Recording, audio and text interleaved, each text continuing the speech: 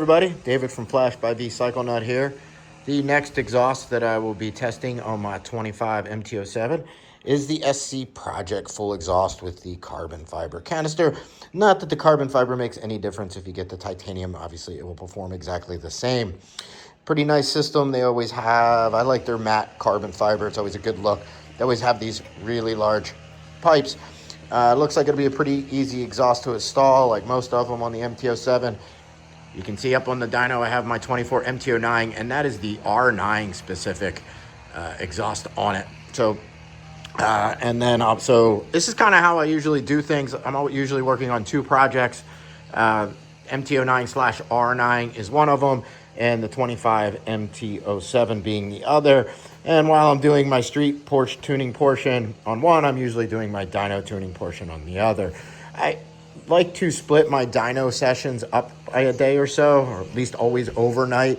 I find that when you get too many runs in on it, the sensors get too hot, fueling gets kind of weird, and a lot of times I'll be working on it, I step away, come back the next day, and the fueling's a little different than when I left just because of all the sensors heating up. So I don't like to heat soak it too much. I'm not in a rush. When I do things, I take my time, do them right. So kind of, like I said, this is kind of the flow of things. So I will be getting this mounted up. Pretty light system, weighed in at 5.5 pounds. I'm sure it's going to be loud with that little tiny soda can for a muffler.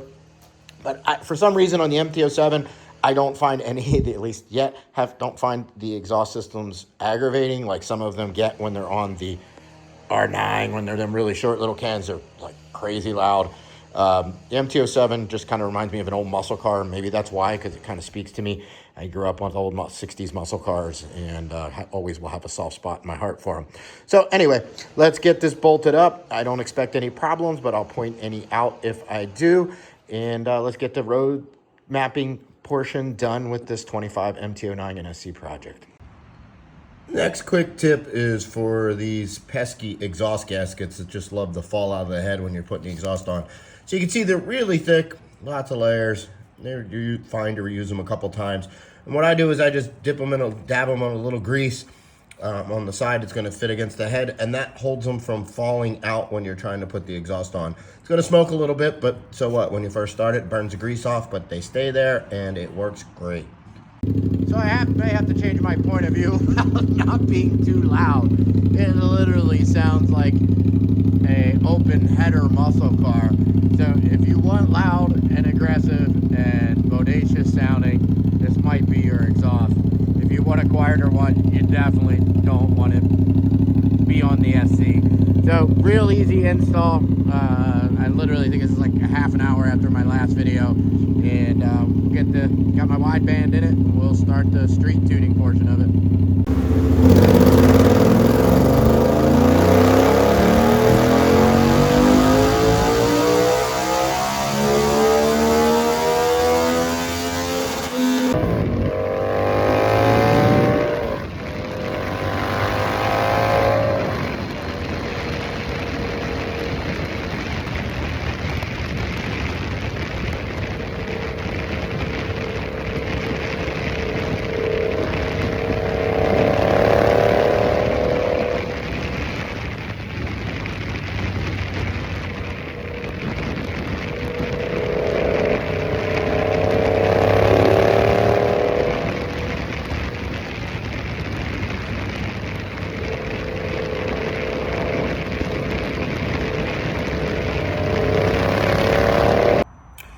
Hey everybody, thanks for watching my videos and for considering Flash by Vcyclenut for your ECU flash for your 2025 Yamaha MT07.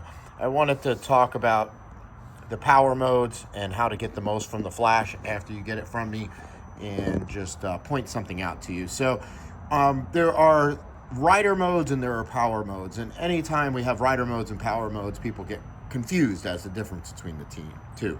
So in this case, I'm in rider mode custom, in power mode 1, and traction control of 1. If I use the joystick and press it, you can see that this whole column is highlighted. And then if I press it again, it'll highlight one of the selections, and I can select it between it. What I recommend doing is going and setting your rider mode to custom, And then at least the first time you're riding the bike after the flash, keep the power mode highlighted. Anytime the throttle is closed, you can just use the button to go up and down between the modes. So you could be riding and you can switch from power mode to 1 to power mode 2, just close the throttle and push the joystick down. And then you can go to power mode 3 and vice versa. So the modes after my flash, all 3 modes are going to make full power at full throttle. The difference is very noticeable between power mode 1 and 2. Power mode 1, the power comes on almost instantly. You can do it smooth, but you do have to pay more attention to it. On a chain motorcycle or any motorcycle, anytime you go from deceleration to acceleration, not only do you got to move the force of the gears from one side of the face of the gears to the other, you also have to take the chain out of the slack out of the chain. So those 2 things do always give you a little bit of a bump.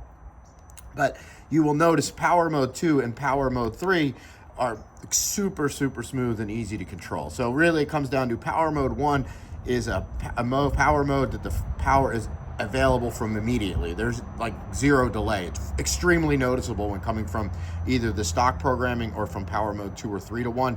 It will take your brain a minute to get used to it. At first it's gonna be like, well, holy shit, this thing's like right there. But after you ride it for, I don't know, it takes me like about 5 or 6 twists of the wrist, and I'm like, oh, okay. And you just got to slow down the initial one. Power mode 2 is really smooth and linear all the way through. You get a nice response from it. Really would, I think most people's sweet spot's going to be really good on a curvy road or any place that you want a little bit better throttle control than you would in power mode 1.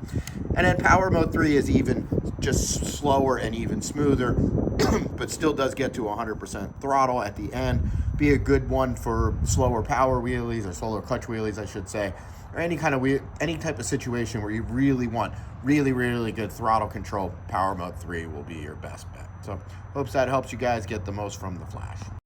So I definitely wasn't kidding when I said this exhaust is loud. I found it a bit annoying, to be honest.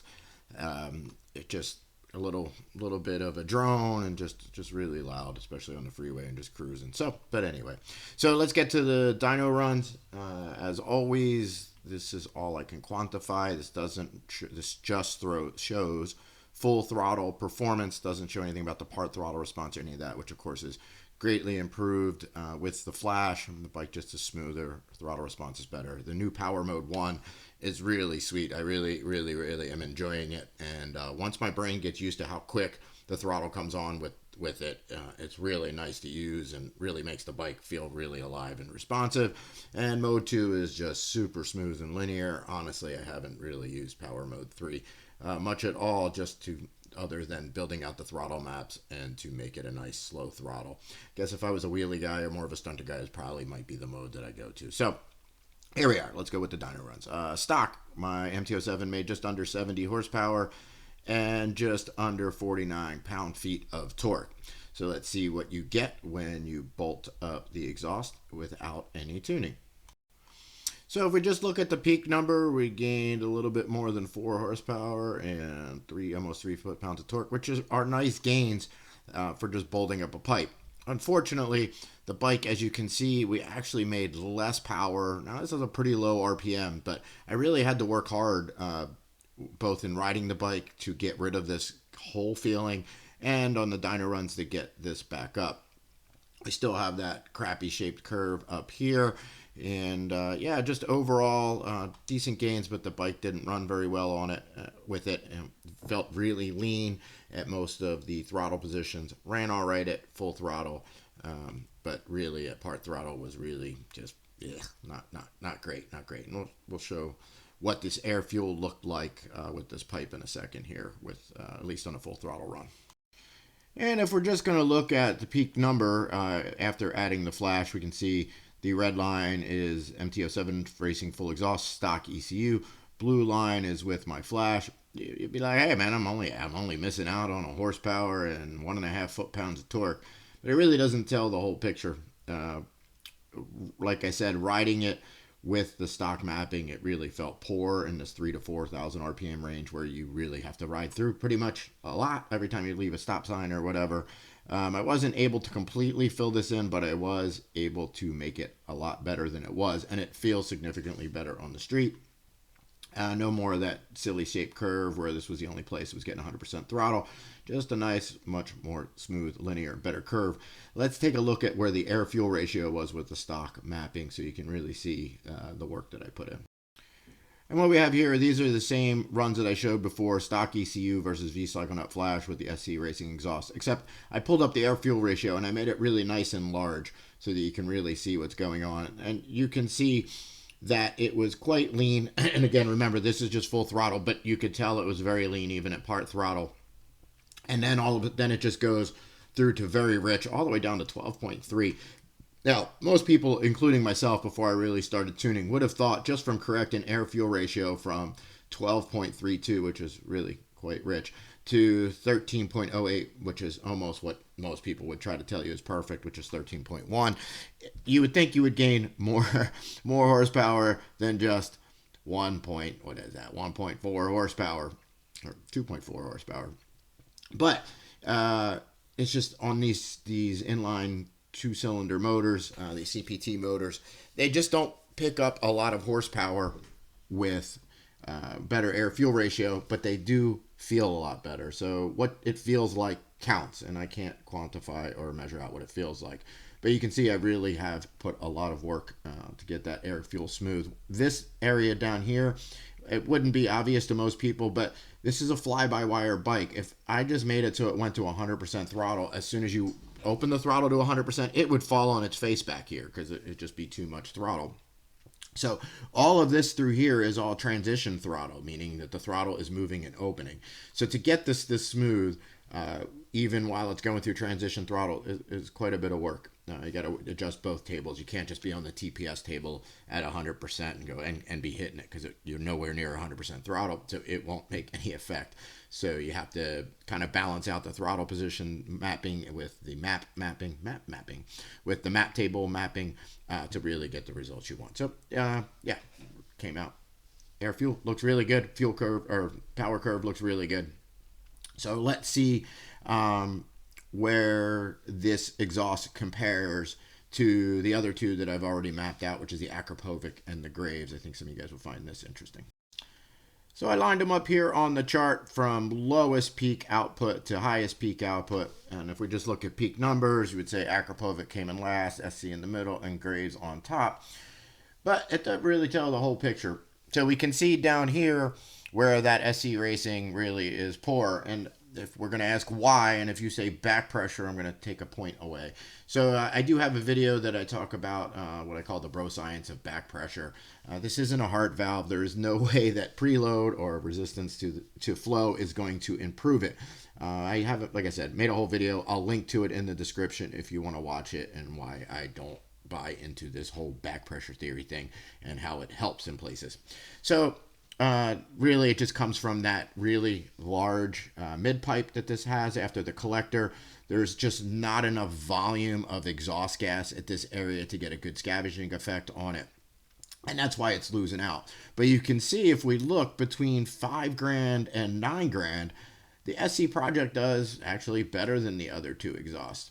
And then you can see it kind of falls off. So this would be in relation probably to the length of the collector from the header and where it's working best. And you can see the Graves does hold on to power better. So I would imagine, or I will speculate, that once I put on either the Horde and that TST airbox, we'll be a little bit down the road because I want to get all these stock pipes mapped out with the stock airbox first before I do that. I'm guessing the Graves will work best with that combination because it is working the best up here. You're going to leave the airbox stock and RK with a obnoxiously loud exhaust, and don't mind this piddly crap down here between $3 or $4,000. The SC really works well through this area here. So I thought that was kind of cool. So thanks guys for watching. Remember, hit that subscribe and like button for more motorcycle related content. Please head on over to Vcyclenut.com for all your performance motorcycle needs. And of course, if you want the best flash for your 25 MT07, links are in the description. Thanks guys. Take care.